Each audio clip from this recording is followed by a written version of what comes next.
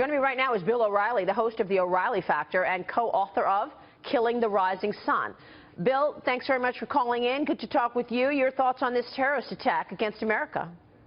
Well, it's the same old story that you have a guy, allegedly, he's not, convicted of anything, disenchanted with the West and, bent on killing innocent people. So that story has been over and over again. I got Donald Trump on the Factor tonight. This kind of a situation plays into his foreign policy vision because he separates himself from Hillary Clinton in a more aggressive way by monitoring foreign-born people coming to the USA. And I think, but he hasn't really defined it, a more robust offensive action against ISIS. Yeah, I mean, that's certainly, he's been the one to call this out, and that is going to be the issue of the moment. The debate is about a week away now, 1 week away from tonight. National security going to be the lead issue. President Obama apparently has been briefed. What should Donald Trump be doing to secure the presidency ahead of that debate, you think? He says he's not preparing? Well, he's going to have to prepare. I mean, Trump's not a guy who likes to do a lot of studying. I mean, I would assume that Hillary Clinton will be more versed on the minutia of it. But he'll paint his usual broad strokes, I believe, that, you got to cut down the immigration and the people who come here have to be vetted and the wall has to be built and the laws have to be enforced and this is the best way to protect Americans. I don't expect any change from that and to try to put Hillary Clinton on the defensive by painting her as a person who would just do what President Obama has done. Yeah. And that's an effective issue for Trump. Well, look, the president has yet to say anything about these bombings. Now, the FBI has put out this picture of the suspect who they say is armed and dangerous, but the president has not said a word about the bombing in New York City or in New Jersey, or the stabbing, by the way, in Minnesota, which ISIS has taken responsibility. They said that was an ISIS soldier. However, he's been campaigning for Hillary Clinton, Bill, and he weighed in on the election. He said a couple things that I want to get your take on. Number one, he said, do it for me. Vote for Hillary Clinton to secure me and my legacy. Otherwise, I will be insulted.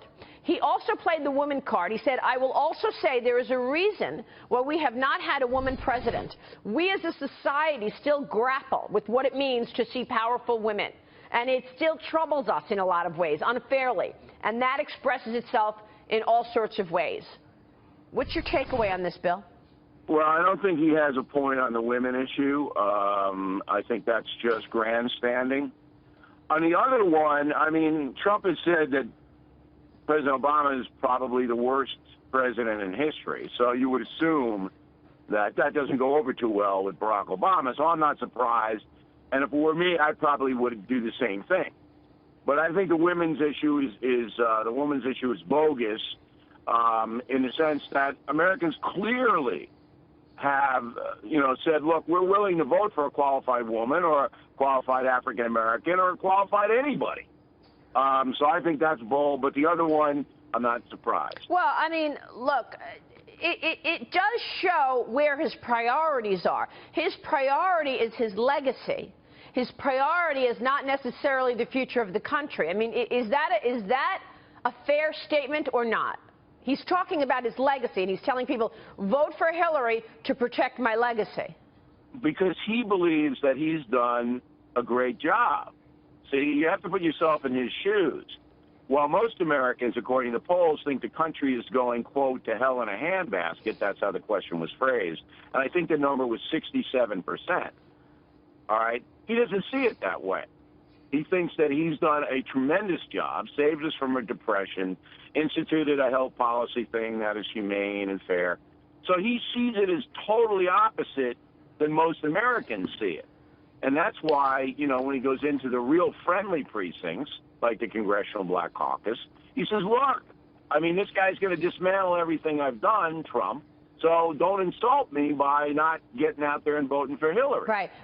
So it makes perfect sense. Well, as he was making these comments, apparently this individual who was on a cover of the FBI sign right now was planting bombs in New York City. And we have yet to hear from the president. We had Representative Carolyn Maloney on earlier, and we asked her, you know, you're here defending and telling us about your district, what went on in New York City. Shouldn't we be hearing from the president? She said he's doing more important things right now. Well, look. All I can tell you is this: I'm sure that the president knows what's going on, but he's not a guy who is going to take real proactive action. He's just not going to do it. Right. He's never done it. He's not going to do it. I mean, I sent him a letter, not to get attacked, for killing the rising sun. I sent all 5 presidents a letter. Would you have dropped the atom bomb? 3 replied yes, Carter and the 2 Bushes. He didn't reply, and the reason he didn't reply, in my opinion, is he would not have done it. He just doesn't believe in that in a robust offense. He doesn't. Right, right.